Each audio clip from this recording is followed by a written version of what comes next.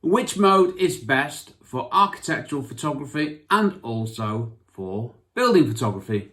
Hi and welcome to my YouTube channel. I'm McEvoy, photographer, blogger, podcaster, all sorts of stuff photography related, but mainly I photograph buildings. Photographing buildings is what I do, and this week on my blog I am answering the question which I've already read out, so I won't insult you by repeating it. So let's start off with my answer. Well, there are so many camera modes on DSLR and mirrorless cameras these days, so how do you know which mode to use? Well, fortunately it's quite simple. Yes, I am reading this bit out, by the way. Okay, so for architectural photography and building photography, the best picture mode to use is AV mode. AV mode allows the photographer to select the aperture with the camera automatically selecting the shutter speed to give a correct exposure. When photographing a building, the aperture is set by the photographer with the shutter speed changing from photo to give the correct exposure. Okay, nice and simple. AV mode is the mode of choice for architectural, construction and real estate photographers and building photographers. And yes, there is a difference. AV mode is the mode of choice when taking photos of buildings. Right then, well, I hope that's nice and clear. And that is what I do. And on my podcast, my blog, my YouTube channel, I generally tell you what I do. I only talk about what I do. I'm not doing Google research here and finding things out and then unpicking it and rewriting it to create content to make money from. No, I write about what I do and what I know and what I have many years of experience from, because as you might see, I'm quite old and I've been doing this photography thing for well, over 40 years, would you believe? I know I don't look old enough, do I? But I did start very young.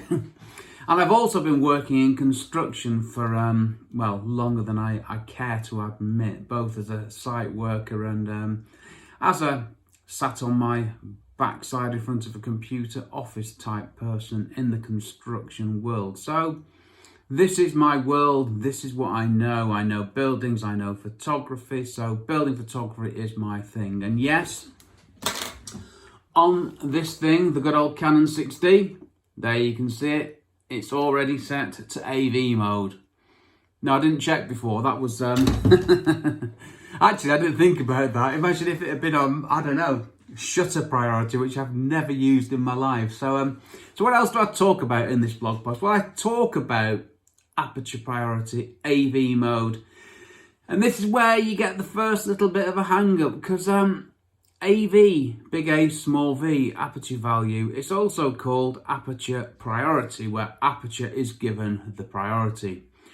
Now in the Canon manual it's called aperture priority AE, AE standing for auto exposure, so there's a few too many letters there for my liking, but what's the reason behind this? Well, I mean, A for aperture, that's the key thing.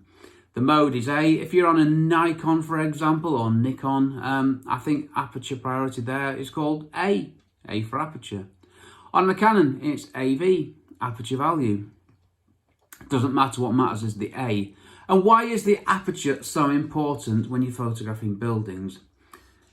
3 reasons. First reason, I'll talk about me again now and what I do and why I do it. I want to choose the sharpest aperture. Now, every lens has errors built into it. It's just a fact of life.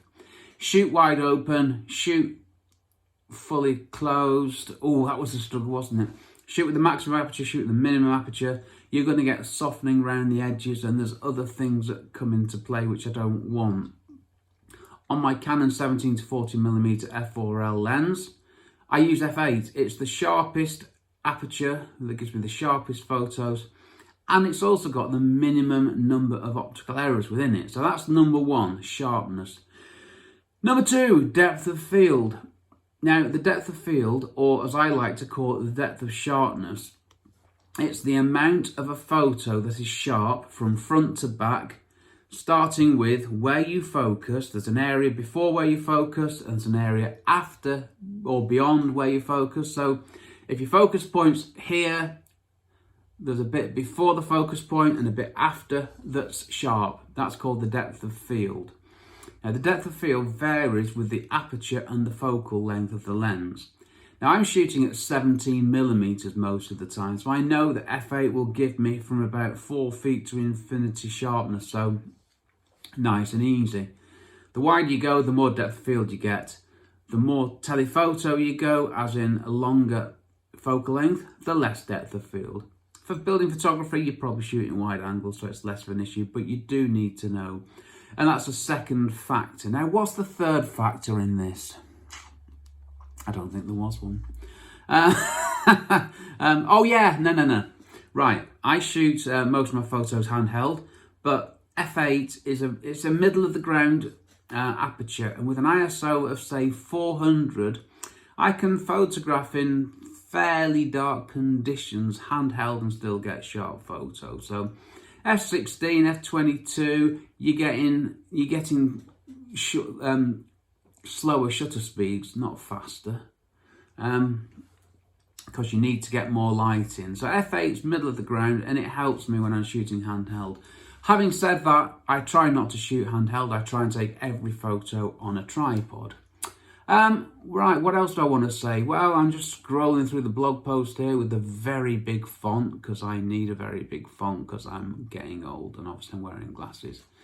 I think that's it in a nutshell. There's lots more I could say, but go to the blog post at rickmcavoyphotography.com and you can read all about this, and there's lots and lots and lots of other good stuff all about building photography, architectural photography, construction photography, real estate photography. Call it what you want. I don't mind. And while I've got your attention, why not check out my splendid, wait for it, Photography Explained podcast. Yes, I have my own podcast, and this week or tomorrow, which is the day after the publication of this video, which is going to be on the 13th of September, it's a call for your questions. Yes, I am asking for your questions. I'm not explaining anything. I'm asking for your questions. So head over to the Photography Explained podcast website, which is photographyexplainedpodcast.com. I know, where do I come up with this stuff? And you can also find the Photography Explained podcast on all major podcast providers. It's all major podcast providers that I am aware of. Finally, if you found this video remotely interesting or even more remotely entertaining, subscribe to my YouTube channel and you will find a new thing appearing every Monday afternoon, just like this one. Okay then, thank you for watching. Take care, stay safe, and I will see you soon. Cheers from me, Rick.